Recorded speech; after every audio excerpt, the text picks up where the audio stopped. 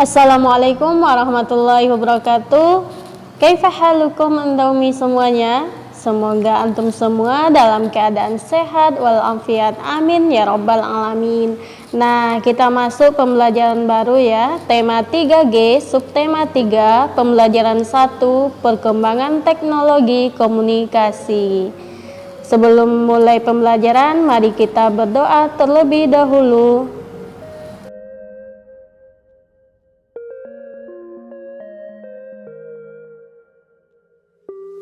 Nah, Ananda Umi, mari kita baca teks berikut. Sejarah komunikasi. Komunikasi adalah proses penyampaian berita atau pesan kepada orang lain, baik secara langsung atau tidak langsung. Bila berdekatan, komunikasi dilakukan langsung secara lisan atau berkata-kata. Bila berjauhan, komunikasi dilakukan menggunakan alat komunikasi. Sebelum orang mengenal tulisan, mereka melakukan komunikasi jarak jauh dengan menggunakan asap. Dari asap timbul tanda-tanda tertentu yang mengepul ke udara. Orang yang dikirimi pesan akan mengerti tanda-tanda dari asap tersebut. Selain asap, alat-alat yang menghasilkan bunyi juga dipakai untuk berkirim pesan. Salah satu contohnya di Indonesia adalah kentungan. Kentungan dipukul untuk memberi pesan tanda bahaya kepada seluruh warga suatu pemukiman. Ketika tulisan mulai dikenal, manusia menyampaikan berita dengan menulis di atas kain, kulit hewan, atau kulit kayu. Pengiriman pesan dilakukan kurir atau utusan. Karena melalui kurir memakan waktu cukup lama, akhirnya digunakan burung merpati yang terlatih. Burung merpati mengantarkan pesan ke alamat yang dituju. Dengan semakin berkembangnya alat-alat transportasi, maka pengiriman surat dilakukan dengan alat-alat perhubungan baik darat, laut, dan udara. Seiring dengan ditemukannya telegraf oleh Morse, orang dapat mengirim dan menerima pesan dalam bentuk tulisan dari jarak jauh. Kemudian ditemukan telepon sehingga orang dapat berkomunikasi dengan suara dari jarak jauh. Bahkan saat ini telah ditemukan telepon genggam sehingga orang dapat berkomunikasi di mana saja. Ketika internet ditemukan, perkembangan teknologi komunikasi semakin berkembang dengan pesat.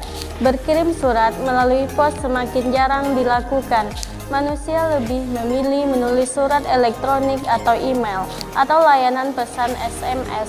Keunggulan berkirim pesan melalui email dan SMS adalah pesan dapat diterima langsung, praktis, dan lebih cepat.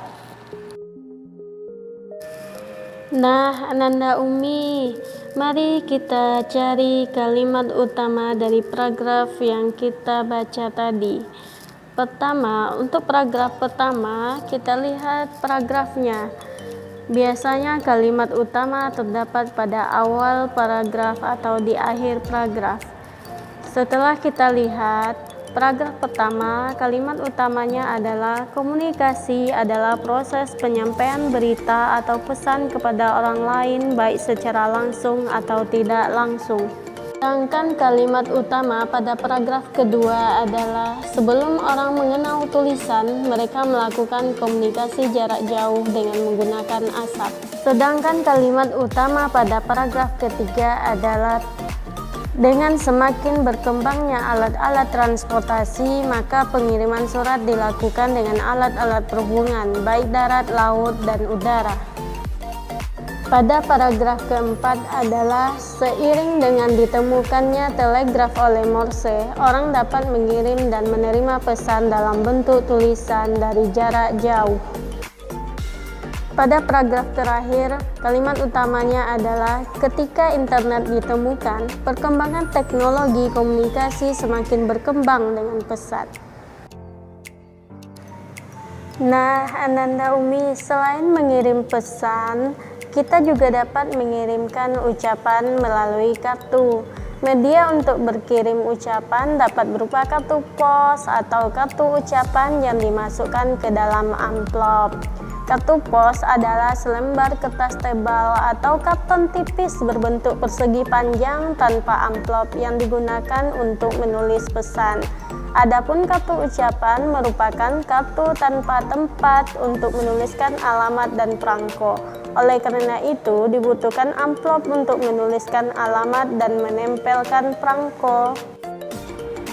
Silakan perhatikan gambar berikut. Berikut adalah gambar yang pertama itu gambar kartu pos, kedua kartu ucapan, ketiga juga kartu ucapan.